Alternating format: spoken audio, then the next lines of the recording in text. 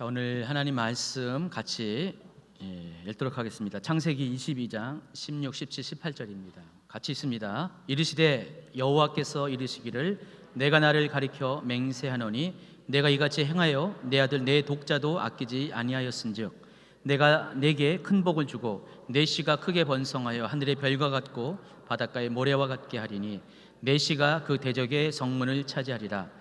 또 내 씨로 말미암아 천하 만백이 복을 받으리니 이는 내가 나의 말을 준행하였음이니라 하셨다 하니라. 아멘. 우리가 구약 성경을 읽을 때 하나님께서 구약 성경을 통해서 우리에게 신약의 여러분들을 성도들을 가르치고 깨우치게 하는 것이 있습니다. 특별히 여러분 이스라엘 백성이 출애굽하는 과정, 광야를 거쳐서 또 가나안 땅에 들어가는 과정을 통해서 신앙생활의 가장 기초적인 어떤 그런 중요한 골격들을 우리에게 말씀하십니다. 그래서 출애굽을 하는 것이 뭐죠? 우리가 죄악된 삶에서부터 벗어나는 것입니다. 그리고 홍해에서 우리가 세례를 받고 또 광야 가운데 하나님 말씀을 우리가 먹고 또 생수이신 예수님 또 성령님을 경험하게 됩니다. 이런 과정을 다 통과한 후에 하나님께서 가나안 땅에 다 들어가게 하셔서 가나안 땅은 결국은 성도들이 가야 될 그런 마지막 종착지에 해당하죠. 근데 오늘 아브라함의 이야기를 통해서도 우리가 그런 본을 받을 수가 있습니다. 아브라함은 특별히 믿음이라는 그 관점에서 어떻게 우리가 믿음을 통해서 하나님 앞에 인도함을 받는가, 그 샘플로 보여준 그런 귀한 케이스입니다. 2주 전에 제가 이 아브라함에 관한 이야기를 했어요. 근데 그때 미처 아브라함에 대해서 다 설명하지 못했습니다. 시간이 너무 한정된 시간이라서 저는 이 아브라함을 통해서 하나님께로부터 우리가 인생길을 믿음의 방식으로 인도함을 받는 사람들이 거쳐가야 될 단계들을 소개했습니다. 그런데 그때 2주 전에는 3가지밖에 설명 못했습니다. 첫 번째가 믿음의 사람은 제약된 환경 또 제약된 삶으로부터 떠나는 그런 시작을 해야 된다고 했습니다. 우리가 여러분이 믿음으로 인도함을 받으려면은, 여러분 인생길을 인도함 받으려면은 여러분이 살았던 제약된 환경, 제약된 삶에서 일단은 떠나야 되죠. 2번째가 또 하나님 명령에 대해서 순종으로 반응하는 것을 우리가 경험해야 됩니다. 그리고 3번째가 하나님 약속을 붙잡으다 이렇게 말씀을 드렸습니다. 근데 오늘은 이제 나머지 2가지 이야기를 하겠습니다. 4번째가 약속이 이루어지는 것들 여러분 경험해야 되고요. 그리고 또 하나님 앞에 이미 이루어진 것들을 내어드릴 수 있는 단계까지 여러분의 믿음이 성장해야 됩니다.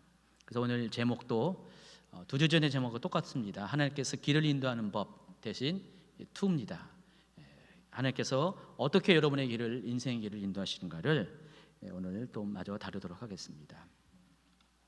그래서 여러분에게 한 가지 양해를 할 것은 이걸 다 설명하려고 보니까 2주 전의 그 이야기들이 좀 기억이 안 나신 분들이 많을 것 같아요. 그래서 오늘 다시 듣는다는 마음으로 들으세요. 처음부터 다시 반복적으로 복습해서 할 겁니다. 대신 이미 했던 것들은 되도록 피하고 추가된 내용을 가지고 설명을 드리도록 하겠습니다. 자, 하나님께서 길을 인도하시는 첫 번째 방법은 떠나는 것입니다. 창세기 12장 1절 같이 읽습니다. 여호와께서 아브라함에게 이르시되 너는 너의 고향과 친척과 아버지의 집을 떠나 내가 내게 보여줄 땅으로 가라 그랬습니다. 여러분이 제일 먼저 3가지의 영역 가운데 떠남을 경험해야 됩니다. 첫 번째가 고향입니다. 창세기 11장 31절에 보면은 아브라함의 고향이 어디입니까? 갈대아 우르입니다. 근데 여러분이 이 갈대아에 대해서 잘 아셔야 될 필요가 있습니다. 아브라함이 살던 이 갈대아 우르가 어떤 곳인지를 잘 알면은 하나님께서 왜 아브라함에게 그곳을 떠나게 했는지, 또 믿음의 사람이 왜 그곳을 떠나는 경험을 해야 되는지를 이해할 수가 있기 때문에 그렇습니다. 갈대아는 고대 그 바벨론 남부 지역을 가리키는 것이고요. 또 우르는 이 지역의 중심 도시 중에 하나입니다. 창세기 10장에는요 홍수 이후에 태어난 인류의 족보가 기록이 되어 있습니다. 노아의 세 아들 셈과 함과 야벳이 있죠. 이 세 아들로부터 태어난 후손들의 이름들이 쭉 기록이 되어 있습니다. 그 중에서 여러분이 이제 주목해야 될 두 사람이 있습니다. 함의 손자 니므롯, 그리고 셈의 현손 오대손 벨렉에 대해서 여러분이 좀 주목을 해야 됩니다. 표에 있는 것처럼 니므롯과 벨렉은 같은 동시대에 살았던 사람입니다.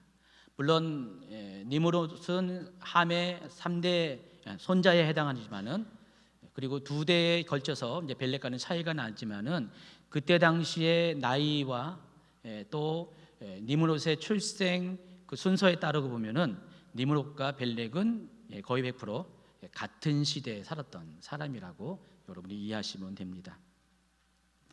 지난 설교에서 벨렉에 대해서 이미 설명드렸어요. 여러분이 기억하는 벨렉은 어떤 사람이었죠? 그 이름 안에 그 시대가 어떤 시대인지를 반영하는 숨겨진 코드가 있다고 그랬죠. 벨렉의 뜻이 나누다, 분리되다라는 뜻입니다. 바로 벨렉의 시대에 어떤 사건이 있었습니까? 바벨탑 사건이 있었고, 그 벨렉의 시대에 그것으로 인해서 사람들이 흩어지는 그런 경험을 했다는 것입니다. 그래서 벨렉의 이름 안에는 그 모든 과거의 역사들이 다 거기 마치 숨겨진 코드처럼 다 있었다는 것입니다.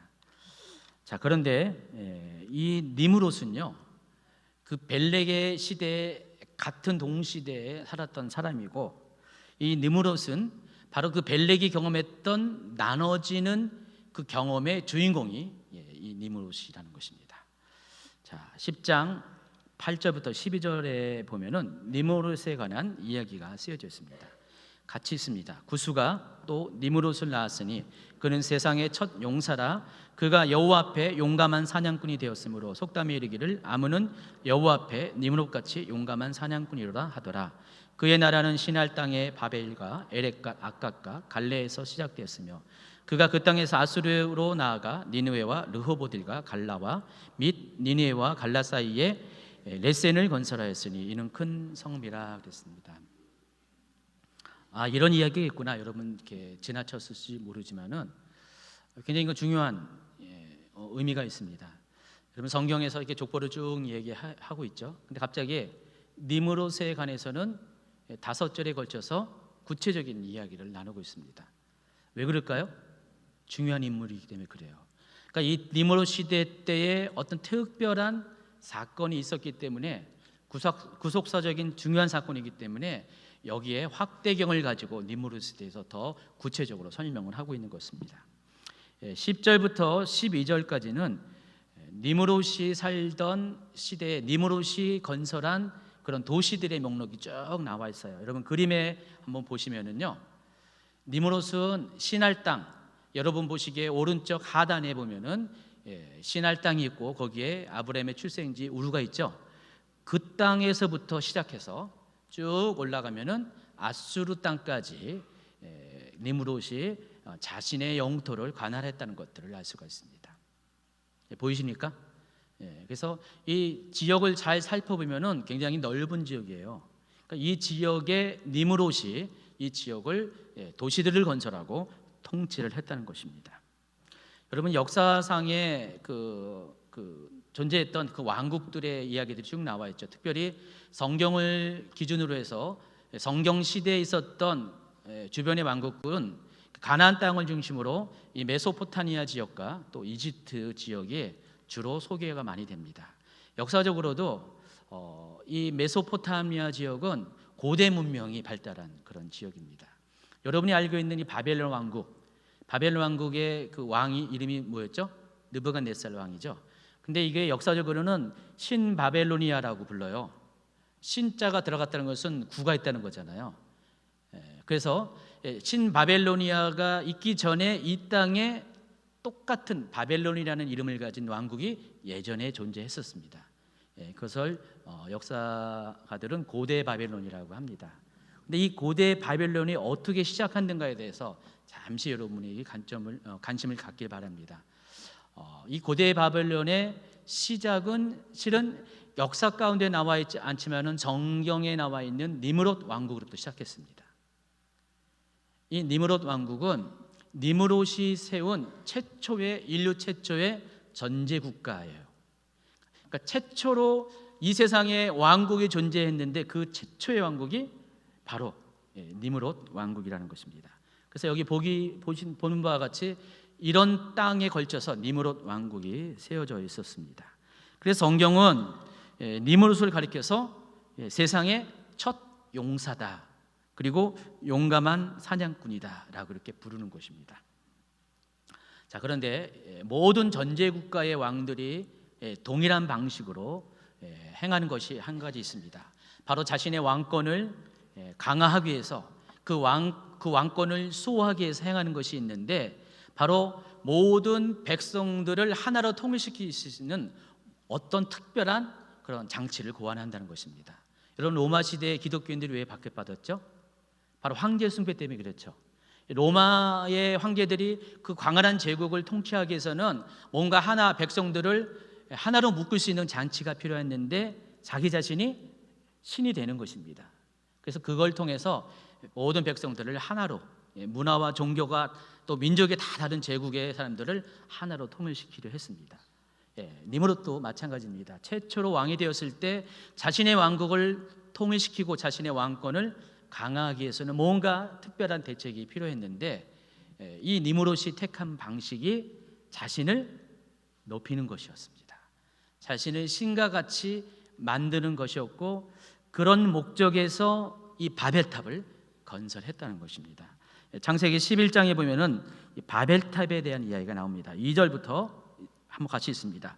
이에 그들이 동방으로 옮기다가 시날 평지를 만나 거기 거류하며 서로 말하되, 자, 벽돌을 만들어 견고히 굽자하고 이에 벽돌로 돌을 대신하며 역청으로 진흙을 대신하고, 또 말하되, 자, 성읍과 탑을 건설하여 그 탑 꼭대기를 하늘에 닿게 하여 우리 이름을 내고 온 지면에 흩어짐을 면하자 하였더니, 이 사건은 5,000년 전의 사건입니다.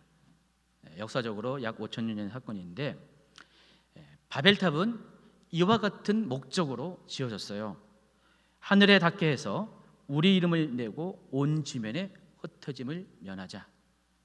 그리고 이 주인공이 니므롯이라는 사람이라는 것입니다. 여러분, 니므롯 왕국이 있었던 이 메소포타미아 지역을 가면은요, 특이한 건축물들이 발견됩니다. 이집트 하면 떠오르는 게 뭐죠? 피라미드죠. 근데 이 메소포타미아 지역에 공통적으로 발견되는 특이한 건축물이 바로 지구라트라는 건축물입니다. 그림을 한번 보여주세요. 이게 지구라트입니다. 몇 단에 걸친 탑 모양이죠. 이게 아브라함의 고향인 갈대아 우르에서 발견된 그 지구라트를 일러스트로 만든 거예요. 약 50m 높이라고 합니다. 그리고 현존하는 가장 큰 지구라트는 70m 정도 높이의 탑이 오늘날도 지금 남아 있습니다. 혹시 이 땅을 가게 되면은 그거 한번 구경하세요. 지그라트를 구경하면은 여러분에게 많이 성경을 이해하는 데 도움이 될 겁니다. 자, 근데 지그라트가 어떻게 만들어졌냐? 거슬러 올라가면은 이 지그라트가 만들어진 그 원형이 바로 바벨탑이라는 것입니다. 그래서 지그라트는 옛날 바벨탑이 있었던 그 지역에서만 발견돼요. 물론 한두 군데 좀 떨어진 데 발견되는 데 있지만은 거의 대부분이 바로 이 메소포타미아 지역에서 발견됩니다. 당시의 문화였고 문명이었다는 것이에요. 그러니까 이집트가 피라미드로 유명한 것처럼 이 메소포타미아 지역은, 고대 바벨론 지역은 특히 지구라트로 유명하다는 것입니다. 왜 이 지구라트가 지어졌는가? 고고학적으로 연구를 해봤습니다. 그런 연구자들이 고고학적 탐사를 통해서 이 지구라트를 구조적으로 다 탐사하고 또 연구를 해봤더니 결론을 내린 게 뭐냐? 이 지구라트는 이런 용도로 지어진 거예요. 꼭대기에 올라가면은 누군지 모르지만은 신에게 예배드리는, 경배드리는 제단과 등등의 기타 시설물들이 존재합니다. 그래서 이 지구라트를 만든 목적이, 궁극적인 목적이 신에게 경배하는 것이었어요. 당시 이들이 그 지역에 섬기는 신들이 있겠죠. 그 신을 섬기는 목적으로 이 지구라트를 만들었습니다. 이 지구라트가 무슨 멀리 보는 관측소도 아닙니다. 여러분, 경주에 첨성대가 있는데요. 첨성대가 우리가 알기로는 그 별자리를 관측하는 것으로 알고 있죠. 근데 새로운 연구에 의하면 첨성대가 꼭 그것만 용도가 아니라 바로 그 첨성대 꼭대기가 하는 역할이 하늘을 섬기는 재단이라는 것입니다. 몰랐나요? 실제로 그런 연구 결과가 있습니다. 그러니까 첨성대도 그런 목적이에요. 그러니까 고대로 올라가면 갈수록 예전의 사람들은 하늘을 섬기는 그런 재단들을 많이 만들었어요. 지구라트도 그런 것입니다. 자, 그런데 지구라트에서 섬기는 신은 과연 누굴까? 누굴 것 같아요? 하나님인 것 같습니까? 아닙니다. 아니라서 문제가 되죠. 바벨론 전승에 따르면은요, 창세기 10장에 소개된 그 니므롯이 어떤 인물인가에 대해서 소개를 하고 있습니다. 이 니므롯은 바벨탑을 건설한 다음에 자기를 가리켜서 태양신, 자기 아내를 가리켜서 달신, 그리고 자기의 자녀들을 가리켜서 별. 그러니까 자기를 비롯한 모든 가족이 당시 사람들이 굉장히 두려워했던 하늘에 있는 존재들을 빗대어서 자기를 신으로 이렇게 말하고 사람들로 하여금 자기를 신으로 섬길 것을 명령을 했습니다. 바벨탑은 실은 그런 목적으로 세워진 겁니다. 그러니까 바벨탑을 세운 목적이 바로 니므롯이 자신이 우상으로 되어서 숭배받기 위해서, 하나님 대신 자기가 숭배받기 위해서 그런 목적으로 세워진 것이에요. 그리고 자기를 중심으로 자기가 세운 이 니므롯 왕국이 흩어짐을 면하게 하기 위해서, 하나가 되기 위해서 그런 목적으로 세웠다는 것입니다. 따라서 이 바벨탑은 인본주의를 상징하고요, 하나님 대신 인간이 중심이 되어 사는 세상, 또 우상 숭배의 시초가 되는, 기원이 되는 그런 중요한 곳입니다. 그러니까 모든 오늘날에 존재하는 인본주의와 또 우상 숭배의 뿌리가 바로 이 바벨탑 사건이라는 것입니다. 자, 그런데 세월이 좀 지나서 아브라함 시대에 이르렀을 때, 제가 지난주에 말씀드렸죠. 아브라함과 벨렉이 거의 비슷한 시대에 살았다고 했죠. 그러니까 지금 바벨탑 사건이 일어나고 아브라함이 태어난 것이 그리 오래되지 않았다는 것입니다. 바로 이 아브라함이 살던 시대에도 역시 이 바벨탑 문화가 존재했었어요. 그래서 계속 영향을 끼치고 있었습니다. 그 영향의 결과 지구라트라는 건축물들이 거기 많이 세워진 것입니다. 어쨌든 이 아브라함은 그런 종교 문화적인 배경 가운데서 태어났고요, 그리고 자라났습니다. 당연히 그를 둘러싼 모든 환경들이 이런 우상 숭배, 인본주의의 그런 환경이 있었기 때문에 아브라함도 어쩔 수 없이 거기에 영향을 받을 수밖에 없을 것입니다. 그런데 하나님께서 그런 아브라함을 택하셨어요. 제가 지난번에 소개한 것처럼 동시대에 욥이라는 당대 의인이 살고 있음에도 불구하고 하나님은 욥을 택하지 않고 그 중요한 구속사의 주인공으로 써야 될 그 중요한 시점에 욥 대신 아브라함을 택했다고 그랬습니다. 왜 그랬다고 했습니까? 바로 샘플이 되게 하기 위해서, 본이 되기 위해서, 결과적으로는 여러분에게 희망이 되게 하기 위해서, 우리가 구원을 받는 게 바로 믿음으로 말미암아 구원을 받는다는 것을 알게 하기 위해서 아브라함을 택했다고 말씀을 드렸습니다.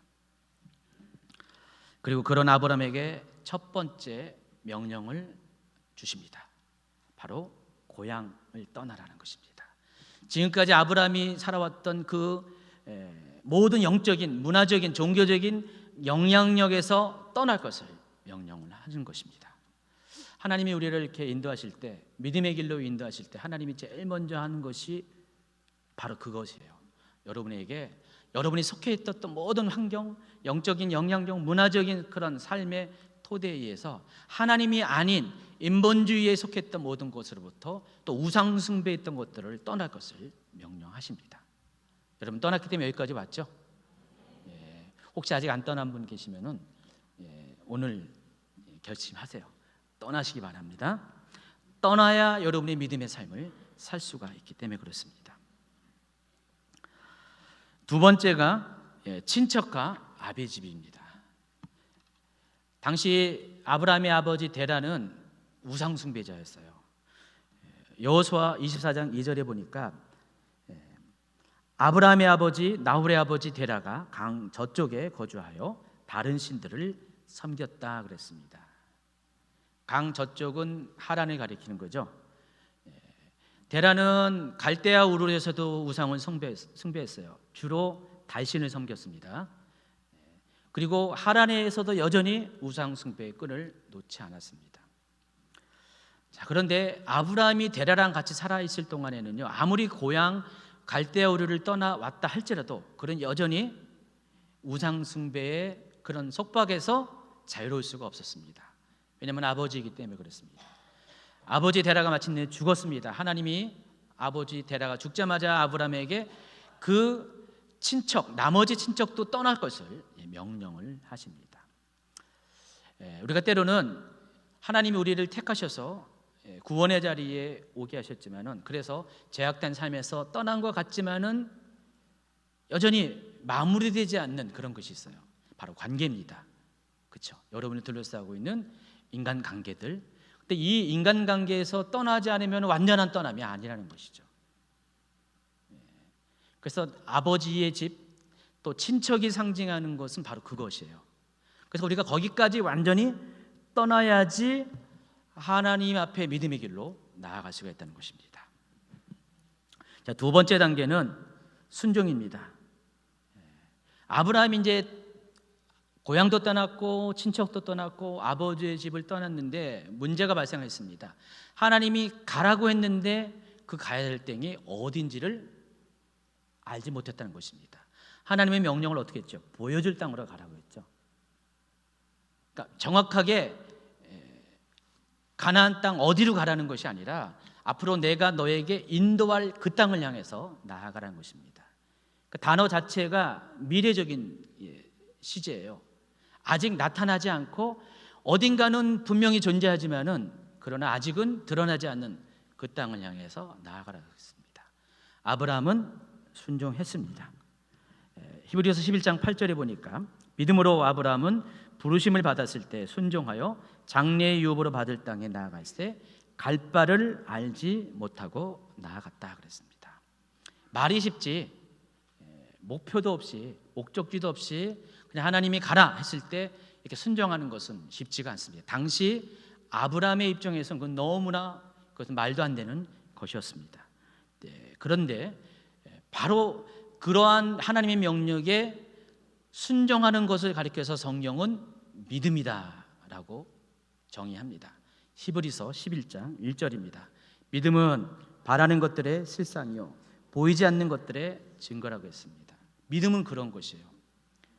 보는 것이 믿는 건 믿음 아닙니다. 물론 보는 것도 못 믿는 사람도 많겠지만은 진짜 믿음은 보이지 않는 것을 보는 것처럼 믿는 것입니다. 그게 믿음이라는 것입니다. 아브라함의 케이스가 그런 것이에요. 아브라함은 아직 보여지지 아니하는 미래에 존재할 그 땅을 보는 것 같이 믿었다는 것입니다. 그리고 갈 바를 모르지만은 순종하여 하나님의 명령에 쫓아 나갔다는 것입니다. 그래서 믿음의 여정에 있어서 이 순종은 굉장히 중요한 겁니다.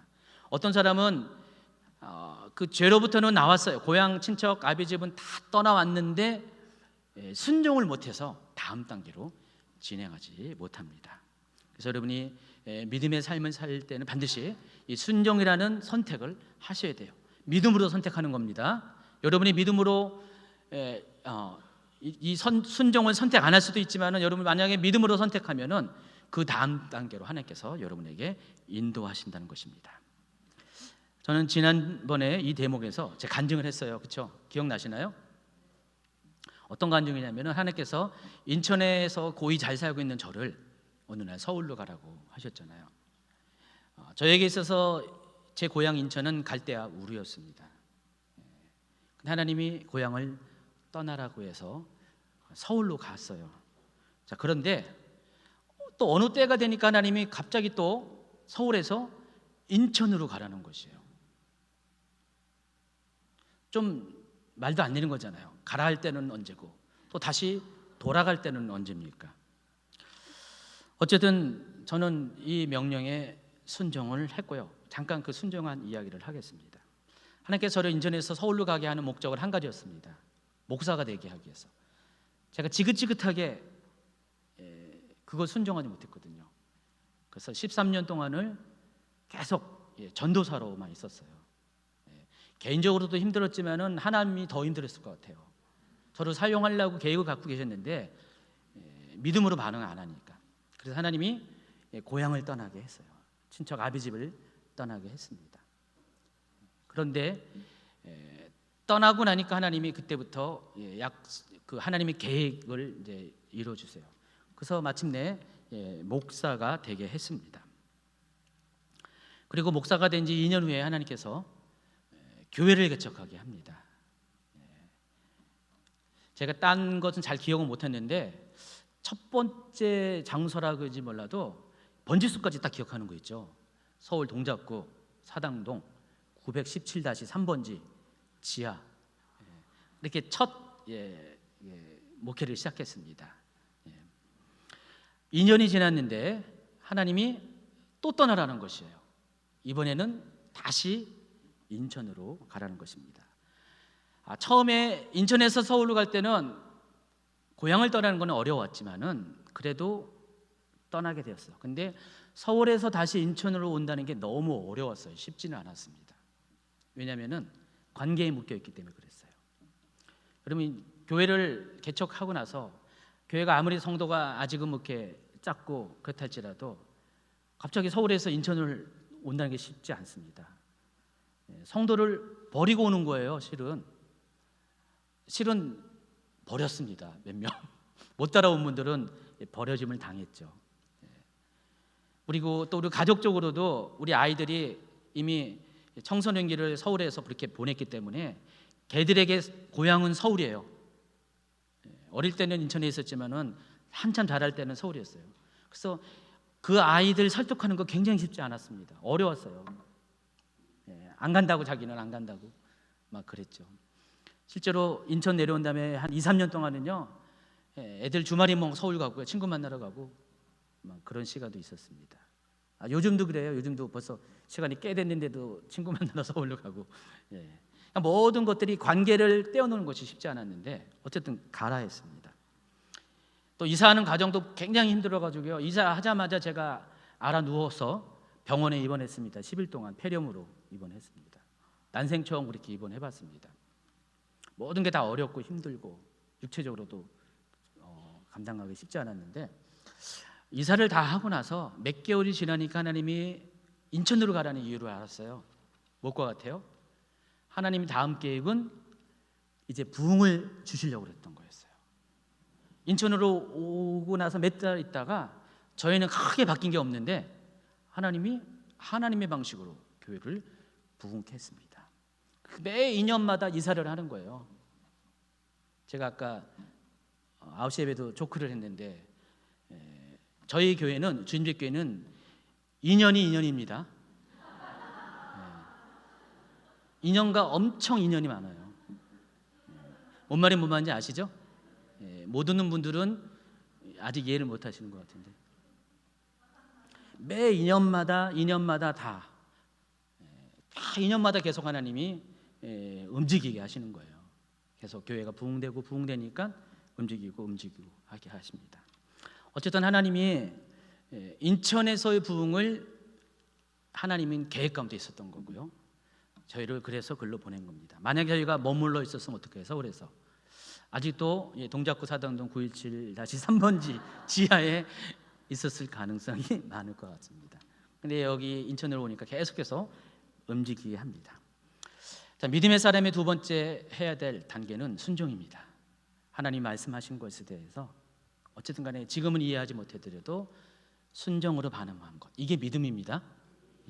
세 번째가 하나님 약속을 붙잡는 것이라고 했습니다. 믿음은 맹목적인 것이 되어서는 절대 안 되고요, 믿음은 합리적이어야 돼요. 믿음은 이성적이어야 돼요. 덮어놓고 믿는 게 아니라 분명히 확실히 알고 믿어야 되는 것입니다. 여러분의 믿음의 대상이 누구죠? 하나님이시죠. 그리고 그 하나님이 어떤 분이시라는 것 여러분 아십니까? 그것을 알고 믿어야 된다는 것입니다. 여러분이 성경을 많이 읽어야 되고 익숙해야 될 이유가 성경은 하나님이 누구신 것에 대해서 설명을 충분히 하기 때문에 그래요. 그러니까 여러분이 성경을 알면 할수록 하나님에 대해서 이해의 폭이 넓어지면서 하나님은 이런 분이시구나라는 것을 알게 되고요. 여러분은 그 하나님을 믿어야 된다는 것입니다. 무조건 믿습니다. 좋은 믿음은 아닙니다. 덮어놓고 믿습니다. 잘못된 믿음입니다. 덮어놓고 믿는다는 것은 성경을 안 보고 성경책을 덮어놓고 믿는다는 것입니다. 덮어놓고 믿지 마시고 펼쳐놓고 믿기 바랍니다. 그래서 믿음은 항상 합리적이어야 돼요. 근거가 있어야 되고 이성적이어야 된다는 것입니다. 그러니까 여러분이 성경을 통해서 알게 된, 소개받은 그 하나님을 믿어야 되는 것이죠. 그런 의미에서 아브라함은 그런 좋은 샘플이 된다는 것입니다. 아브라함은 하나님을 알았어요. 누구신지 알았고 어떤 분인지 알았다는 것입니다. 그리고 아브라함에게 하신 하나님의 약속을 믿은 것이죠. 창세기 12장 2절 3절에 내가 너로 큰 민족을 이루고 내가 복을 주어 내 이름을 창대하게 하리니 너는 복이 될지라. 너를 축복하는 자에게는 내가 복을 내리고 너를 저주하는 자에게는 내가 저주하리니 땅의 모든 족속이 너로 말미암아 복을 얻을 것이라. 아브라함은 이걸 믿었다니까요. 덮어놓고 믿은 게 아니라 이 약속을 믿은 것이에요. 자, 그 중에서 이 아브라함에게 이 세 가지 약속 중에서 가장 중요한 것은 자손에 대한 약속이었어. 왜냐하면 이 자손이야말로 정말 하나님께서 약속하신 것들을 실제로 이루게 하는 그런 가장 중요한 증거가 되기 때문에 로마서 4장 18절에 보면은요, 아브라함이 계속해서 하나님 약속을 믿고 신뢰했지만은 계속해서 그 약속이 안 이루어지는 가정 가운데 어떻게 반응한가를 잘 설명하고 있습니다. 한번 같이 있습니다. 아브라함이 바랄 수 없는 중에 바라고 믿었으니 이는 내 후손이 이 같으리라 하신 말씀대로 많은 민족의 조상이 되게 하려 하심이라. 그가 100세나 되어 자기 몸이 죽은 것 같고 사라의 태가 죽은 것 같음을 알고도 믿음이 약하여지지 않고 믿음이 없어 하나님의 약속을 의심하지 않고 믿음으로 견고하여져서 하나님께 영광을 돌리며 약속하신 그것을 또한 능히 이루실 줄을 확신하였으니 그러므로 그것이 그에게 의로 여겨졌느니라 그랬습니다. 아브라함은요, 시간이 가면 갈수록 믿음이 약해지지 않았고 분명히 의심할 수밖에 없는 그런 힘든 상황임에도 불구하고 오히려 견고해졌다 그랬죠. 거기 앞에가 뭐랬어요? 믿음으로 견고해졌다는 것입니다. 여기까지가 세 번째 지난주에 했던 설교의 전부고요. 오늘은 이제 나머지 두 가지를 이야기하겠습니다. 본론이 되지만은 결론에 해당하기도 합니다. 네 번째 단계는 약속이 성취되는 단계입니다. 세 번째 단계의 약속을 붙잡는 단계라면은 네 번째는 성취되어야 됩니다. 여러분, 약속은 성취되어야 돼요. 그래야지 약속이죠. 약속만 있고 성취되지 않은 것, 평생에 성취되지 않은 것은 제대로 된 약속이 아닙니다. 더구나 하나님께서 하신 약속이라면 반드시 이루어져야 돼요. 창세기 21장에 보면은 그 약속이 성취되는 이야기가 기록되어 있습니다. 바로 이삭의 출생입니다. 21장 1절부터 읽도록 하겠습니다. 여호와께서 말씀하신 대로 사라를 돌보셨고 여호와께서 말씀하신 대로 사라에게 행하셨으므로 사라가 임신하고 하나님이 말씀하신 시기가 되어 노년의 아브라함에게 아들을 낳으니 아브라함이 그에게 태어날 아들 곧 사라가 자기에게 낳은 아들을 이름하여 이삭이라 하였고 그 아들 이삭이 난 지 8일 만에 그가 하나님의 명령하신 대로 할례를 행하였더라. 아브라함이 그의 아들 이삭이 그에게 태어날 때 100세라 그랬습니다. 1절에 보면은 두 가지 말이 동일하게 반복되는데 여호와께서 말씀하신 대로 사라를 돌봤고 여호와께서 말씀하신 대로 사라에게 행하셨다 그랬습니다. 이 말씀을 읽으면서 제 눈에 1절이 탁 꽂히는 것입니다. 여호와께서 말씀하신 대로 두 번이나 계속 반복했죠. 근데 하나님께서 사라에게 또 아브라함에게 과연 언제 어떻게 말씀하시는가에 대해서 좀 확인할 필요가 있습니다. 17장과 18장이 보면은 하나님께서 아브라함과 사라에게 약속을 하신 장면이 나옵니다. 특별히 17장을 보면은 하나님께서 정확하게 이삭이라는 이름을 줄 것을 약속했어요. 한번 읽어보도록 하겠습니다. 16절부터 내가 그에게 복을 주어 그가 내게 아들을 낳아주게 하며 내가 그에게 복을 주어 그를 여러 민족의 어머니가 되게 하리니 민족의 여러 왕이 그에게서 나오리라. 아브라함이 엎드려 웃으며 마음속으로 이르되 100세 된 사람이 어찌 자식을 낳을까? 사라는 90세니 어찌 출산하리요 하고 아브라함이 이에 하나님께 아뢰되 이스마엘이나 하나님 앞에 살기를 원하나이다. 하나님이 이르시되 아니라 내 아내 사라가 내게 아들을 낳으리니 너는 그 이름을 이삭이라 하라. 내가 그와 내 언약을 세우리니 그의 후손에게 영원한 언약이 되리라. 내 언약은 내가 내년 이 시기에 사라가 내게 낳을 이삭과 세우리라 그랬습니다. 여기 분명히 보면은 하나님은 내년 이맘때 1년 뒤에 또 이삭이라는 이름의 아들을 줄 것이라고 말씀을 하셨어요. 17장에는 이름까지 정확하게 말씀하셨고 18장에는 어떤 대체적인 이야기를 하셨어요. 그러니까 하나님께서 아주 명확하고 확실한 시기와 또 이름을 정해서 이런 약속이 이루어질 것을 약속을 하셨다는 것입니다. 많은 분들이 이 단계에 이르기 직전에 약속을 붙잡지만은 그 약속이 성취되는 그 과정을 못 보고 믿음을 포기하는 분들이 많이 있다는 것을 제가 깨닫게 되었습니다. 여러분, 믿음은 약속을 붙잡는 것도 대단하지만 거기까지만 머물면 안 돼요. 믿음은 구체적인 약속이 여러분에게 현실로 성취되는 것까지 봐야 된다는 것입니다. 하나님이 언젠가 여러분에게 내년 이 시기에 이삭을 주겠다고 동일한 방식으로 약속하실 수가 있다는 것입니다. 그러면 그 약속이 여러분 가운데 성취되어야지 여러분이 다음 단계의 믿음으로 나아갈 수가 있다는 것입니다. 민수기 23장 19절을 한번 같이 보겠습니다. 하나님은 사람이 아니시니 거짓말을 하지 아니시고 인생이 아니시니 후회가 없으시도다. 어찌 그 말씀하신 바를 행하지 않으시며 하신 말씀을 실행하지 않으시랴. 하나님은 우리와 달리 인생이 아니시기 때문에 하나님이시기 때문에 약속하신 것들은 반드시 정확하게 명확하게 이루어 주시는 분이 하나님이십니다. 우리가 하나님에 대해서 신실하다라고 할 때는 그 신실하다는 의미는 믿음직스럽다라는 것입니다.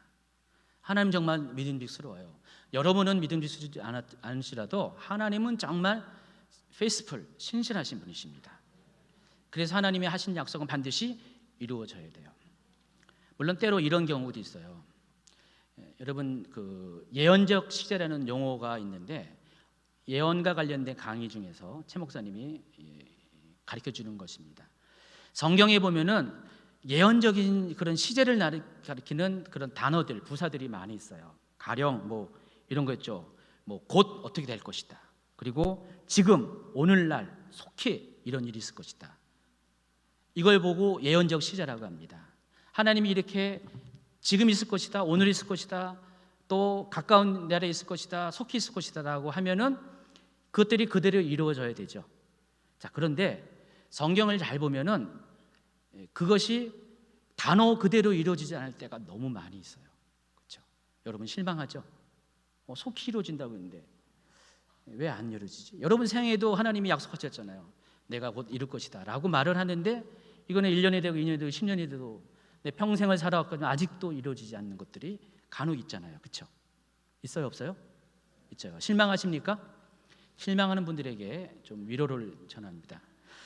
사무엘상 13장 1절에 보니까 지금은 왕의 나라가 길지 못할 것이라 여호와께서 왕에게 명령하신 바를 왕이 지키지 아니하였으므로 여호와께서 그의 마음에 맞는 사람을 구하여 여호와께서 그를 그의 백성의 지도자로 삼으셨느니라.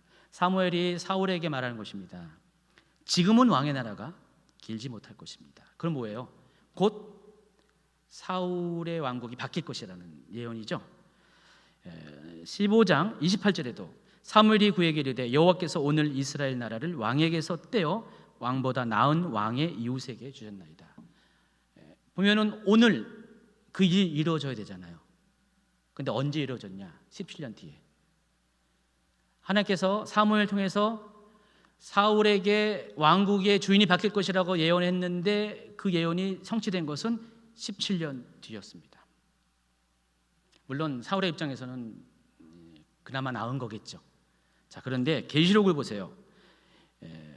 예수 그리스도의 계시라. 이는 하나님이 그에게 주사 반드시 속히 일어날 일을 그 종들에게 보이시려고 그의 천사를 그 종 요한에게 보내어 알게 하신 것이라. 보라, 내가 속히 오리니.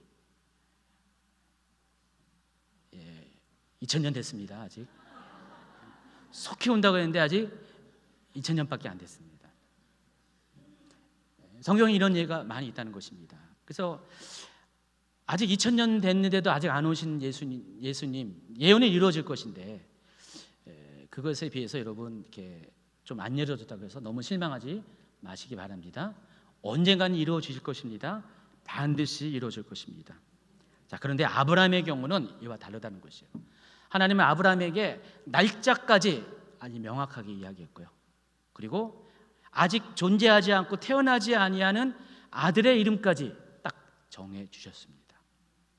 이것은 구체적이고 명확한 약속이라는 것입니다. 그리고 약속은 정확히 1년 뒤에 성취가 되었습니다. 저는 여러분에게도 이런 약속의 성취가 필요하다는 것이에요. 지금 오늘 속히 그런 차원이 아니라 하나님으로부터 명확한 약속을 받고 그 약속이 명확하게 이루어지는 경험을 하시기 바랍니다. 아무리 믿음이 좋은 사람도 약속만 붙잡고 있으면 한계가 있어요. 그렇죠? 근데 하나님은 그 다음 단계를 여러분을 인도하기 위해서는 그 정확한 약속을 주시고 성취하게끔 하는 경험을 주신다는 것입니다. 그 다음 단계까지 여러분이 나아가시길 예수는 축원합니다. 마지막 단계가 있습니다. 저는 그것을 가리켜서 내어드리는 단계, 또 완전한 헌신의 단계라고 부르고 싶습니다. 믿음의 단계는 여기까지 이루어야 돼요. 약속을 성취받았는데 어느 날 하나님께서 다시 그 약속의 그 열매들을 내놓으라는 거예요. 하나님 앞에. 창세기 22장 2절입니다. 여호와께서 이르시되 내 아들 내 사랑하는 독자 이삭을 데리고 모리아 땅으로 가서 내가 내게 일러준 한 산 거기서 그를 번제로 드리라 하겠습니다. 하나님, 이게 말도 안 되는 거잖아요. 주실 때는 언제고 다시 돌려달라고요? 여러분도 그런 때가 있잖아요. 하나님이 주신 것이 어느 날 다시 빼앗긴다는 느낌 받을 때가 있잖아요. 잃어버린다는 느낌 받을 때 실망하시죠? 실망 안 하세요? 솔직히 말하세요. 실망했잖아요. 어떤 분은 실망하고 어떤 분은 실망 안 할 수가 있습니다. 근데 바로 여기에 믿음이 필요한 거예요. 하나님이 약속하신 거면 반드시 성취될 것이고요. 성취된 것을 하나님은 다시 빼앗는 분이 결코 아니시라는 것입니다. 아브라함이 왜 이렇게 순종했는지 그 순종의 이유가 히브리서 11장 17절 이하에 나와 있습니다. 아브라함은 시험을 받을 때 믿음으로 이삭을 드렸으니 그는 약속들을 받은 자로되 그 외아들을 드렸으니라. 그에게 이미 말씀하시기를 내 자손이라 칭할 자는 이삭으로 말미암으니라 하셨으니 이는 그가 하나님이 능히 이삭을 죽은 자 가운데서 다시 살리실 줄을 생각한지라. 아브라함이 이삭을 다시 하나님께 내어드릴 수 있는 한 가지 비결은 이삭이 믿음으로 생각했다는 것이에요. 아브라함이 꼼꼼히 헤아려 봤습니다. 75세 때 하나님부터 받았던 그 명령, 그리고 시간 이삭이 출생하기 전까지 모두 합쳐서 5번에 걸쳐서 계속해서 그 약속을 반복적으로 갱신해 주셨던 그 모든 시간들을 다 꼼꼼히 생각해 봤습니다. 그리고 결정적으로 뭘 생각했어요? 그 이삭이 실제로 출생했잖아요. 하나님 말씀하신 그대로 성취가 됐잖아요. 그 모든 것들을 다 생각해 봤더니 아주 이성적으로 합리적으로 꼼꼼히 생각해 봤더니 이런 결론이 나는 거예요. 하나님이 설령 이 이삭을 다시 내어놓고 그를 번제로 드린다 할지라도 하나님은 어떤 분이신가? 그 약속을 이루어 주시는 분이기 때문에 설령 죽은 자도 다시 살리셔서 그 약속을 끝까지 성취시키는 분이 하나님이라는 것을 믿었다는 것입니다. 그래서 믿음에 있어서 생각은 매우 정말로 매우 중요한 것입니다. 믿음의 사람은 생각할 줄 아는 사람입니다. 아까 얘기했죠. 성경 덮어놓고 믿는 사람이 아니라 성경을 펼쳐놓고 꼼꼼히 생각해 보는 거예요. 찾아보는 거예요. 여러분의 인생의 모든 하나님 인도하시는 흔적들을 다 뒤져보고 기억해내서 그들을 생각해내는 거예요. 아, 하나님은 이런 분이었구나. 그래서 내가 지금 당장 이해하지 못하는 상황 가운데서도 지금까지 인도하신 하나님을 이해할 수 있는 사람이 믿음의 사람이라는 것입니다. 마태복음 6장 25절 이하에 보면은 그러므로 너희는 염려하여 이르기를 무엇을 먹을까 마실까 입을까 생각하지 염려하지 말라 그랬죠. 대신에 무슨 얘기를 했습니까? 염려 대신 생각하라. 그러니까 염려와 생각은 서로 대립되는 단어예요. 믿음이 없는 사람은 염려하는 사람, 믿음 있는 사람은 생각하는 사람. 이 염려라는 단어는 헬라어의 의미는 마음이 서로 나누다는 뜻이에요. 그러니까 하나님에 대한 생각과 세상에 대한 생각으로 나눠지니까 믿음이 온전하게 하나님께 100% 드려지지 못하죠. 근데 생각은 그와 다릅니다. 온전히 하나님만을 생각하는 것이에요. 여러분이 하나님의 행하신 것들을 생각해 보세요. 여러분을 먹이시고 입히시고 지금까지 인도하신 모든 것들, 하나님이 여러분에게 허락하신 모든 그런 응답의 열매들을 다 생각해 보세요.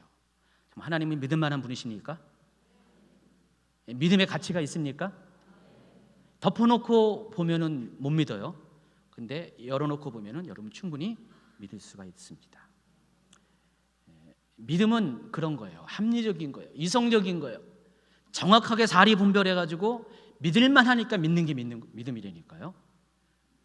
제가 다시 한번 강조하지만은 무조건 믿지 마세요. 덮어놓고 믿지 마시고 정말 따져보고 믿으시기 바랍니다.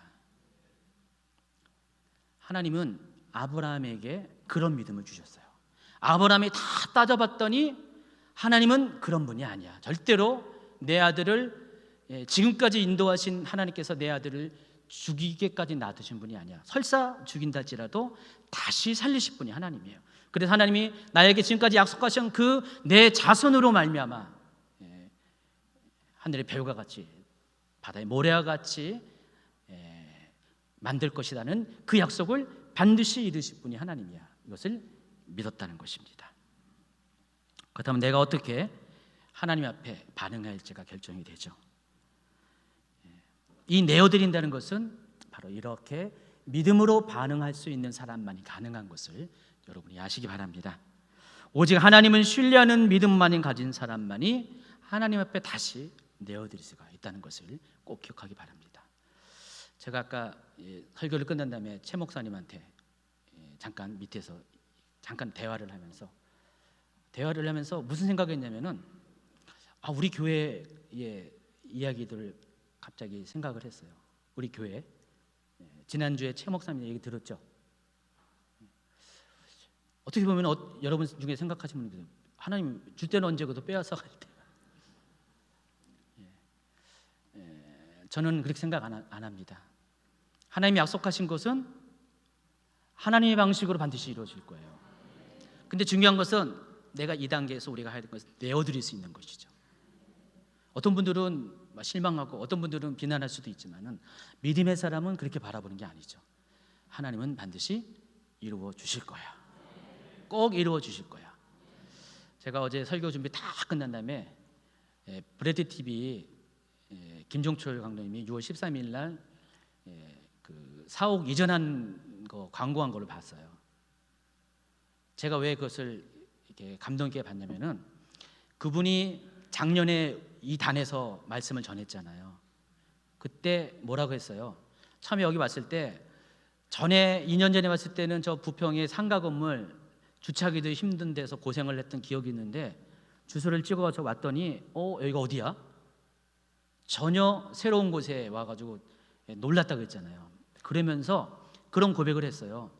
지금 브레드 TV가 그것 때문에 이전을 해야 되는 어려움 가운데 맘상하고 있고 힘들어하고 있었는데 주임제 교를 보고 용기를 얻었다고. 그래서 딴 데 가서 그런 소리 안 하시는 분이 여기서 간증을 하셨잖아요. 그리고 나서 가서 사람들에게 그런 간증을 또 공식적으로 알렸어요.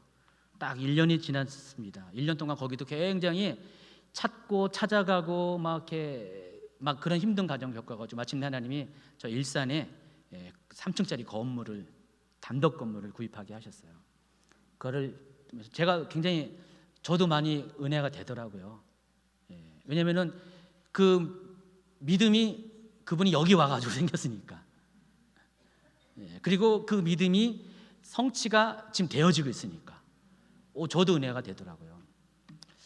그래서 뭔가를 해야 되겠다. 우리도 뭔가를 해야 되겠다. 근데 가장 가치 있는 게 뭘까? 우리가 이 건물을 준비해서 여러분 재정을 이렇게 후원했고 모았잖아요. 그 중에서 일부를 떼어서 좀 줘야겠다. 여러분 동의하시면 하고, 난 절대로 동의 못합니다. 못하고요. 추후 이제 셀 리더들하고 의논하겠습니다. 이 부분에 대해서 할까 말까, 얼마를 할까, 그거는 의논하겠습니다. 어쨌든 그런 감동이 왔어요. 그러면서 우리 교회도 갑자기 제가 그분의 간증을 들으면서 뭘 생각했냐면은 또 우리가 또 도전을 받는 거예요. 그분이 우리를 통해 도전을 받았는데 또 그분을 통해서 우리가 도전을 받게 됐어요. 그래, 하나님의 약속은 결코 없어진 게 아니다. 사라진 게 아니다. 소멸된 게 아니다. 우리가 정말 믿음으로 반응한다면은 하나님이 어떤 방식이든지 여기가 실제로 죽는 것처럼 없어진다 할지라도 하나님은 다시 살려가지고 또 다른 것을 줄지언정 하나님은 반드시 행하실 분이다. 그러기 위해서는 전제가 내어드려야 되죠. 우리의 마음을 내어드리고 우리의 모든 것들을 내어줘야 됩니다. 그럼 반드시 하나님께서 다시 살리실 것을 믿습니다. 오늘 본문 마지막으로 읽습니다. 이르시되 여호와께서 이르시기를 내가 나를 가리켜 맹세하노니 내가 이같이 행하여 내 아들 내 독자도 아끼지 아니하였은즉 내가 네게 큰 복을 주고 내 씨가 크게 번성하여 하늘의 별과 같고 바닷가의 모래와 같게 하리니 내 씨가 그 대적의 성문을 차지하리라. 또 내 씨로 말미암아 천하 만민이 복을 받으리니 이는 내가 나의 말을 준행하였습니다 하셨다 하니라. 16절의 말씀이 또 가슴에 와닿습니다. 내가 나를 가리켜 맹세한다. 도대체 아브라함이 어떤 사람에게 하나님이 자신을 가리켜 맹세합니까? 여러분 상상이나 할 수 있습니까? 하나님이 어느 날 여러분에게 내가 나를 가리켜 맹세하니 내가 이것을 이렇게 하겠다. 대단한 거 아닙니까? 여러분 성경에는 맹세하지 말라 그랬어요. 도무지 맹세하지 말라 그랬어요. 그 맹세를 하지 말라는 이유가 하나님의 이름을 망령되이 일컫게 되기 때문에. 근데 그렇게 말씀하신 하나님이 맹세한다고 했어요. 좀 일배반적인 말씀 하시잖아요.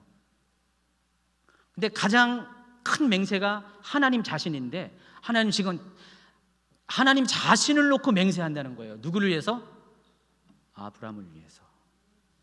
대단한 거잖아요. 그렇죠? 하나님이 여러분을 위해서 그렇게 맹세하실 정도로 여러분의 믿음을 인정하신다면요, 여러분의 삶에 놀라운 정말 감당할 수밖에 없는 하나님의 은혜가 복이 임할 것을 믿습니다. 어쨌든 아브라함은 그 믿음의 과정을 다 통과했기 때문에 하나님이 최종적으로 내가 나를 맹세하여 너에게 이 복을 줄 것이다 라고 약속을 하셨습니다. 이후에 아브라함의 이야기를 쭉 보잖아요. 아브라함은 더 이상 시험이 없었어요. 정말로 시험이 없었습니다. 아브라함이 175세까지 살다가 죽었습니다. 근데 히브리서 11장 9절에 보면은 아브라함과 이삭과 야곱이 같은 집에 살았어요. 아세요? 3대가 같이 살았습니다. 몰랐군요. 11장 9절에 보면은 같은 장막에 거했다고 거기 기록이 나와 있습니다. 아브라함은 자기의 아들 이삭, 약속의 씨죠. 그리고 그 아들이 낳은 아들, 확실한 증거잖아요. 아브라함은 아들의 출생만 본 게 아니라 그 아들의 출생까지 보고 죽었다는 것입니다. 하나님이 완벽하게 아브라함에게 그 믿음의 열매를 보고 죽게 하였다는 것입니다. 그리고 평탄한 삶을 계속 유지했어요. 더 이상 연단도 없었고요. 하나님이 그의 길을 안정 가운데 인도하셨다는 것입니다. 이것이 의미하는 바가 뭡니까? 아브라함이 그렇다면은 여러분은 어떻습니까? 히브리서 11장 후반에 보면은 결론은 그거예요. 아무리 대단한 믿음의 사람일지라도 그들은 약속을 기다린 사람이었지만은 여러분도 어떻게 했어요? 그 약속의 실체를 본 사람이잖아요. 여러분보다 아브라함보다 여러분이 나은 거예요. 여러분 아브라함의 믿음의 기초 위에 출발하는 것입니다. 그렇다면 여러분도 아브라함 같은 그런 믿음의 사람, 믿음의 단계를 경험할 수가 있다는 것을 꼭 기억하시기 바랍니다. 하나님께서 여러분에게 그러한 사람이 될 수 있도록 아브라함은 샘플로 보여주셨습니다. 아브라함이 어떻게 하나님을 믿게 되었는지 시작부터 어떻게 하나님을 경험하는 과정을 통해서 어떻게 약속을 붙잡고 약속이 성취되고 또 내어드리기까지 어떻게 믿음으로 반응한 것을 통해서 여러분에게 똑같이 말씀하십니다. 여러분은 그런 과정을 끝까지 다 겪어내셔야 됩니다. 어느 단계에서 멈춰서지 말고 정말 내어드림으로 인해서 하나님께서 여러분을 위해서까지 맹세하실 정도까지 그런 하나님의 놀라운 그런 복들을 누리는 여러분이 되셔야 됩니다. 그때까지 여러분 믿음 잃지 말고 끝까지 주님만을 바라보고 사시기 바랍니다. 그리고 언젠가 다 그런 믿음의 열매들을 다 내볼 수 있는, 간증할 수 있는 저와 여러분 되기를 예수님의 축원합니다.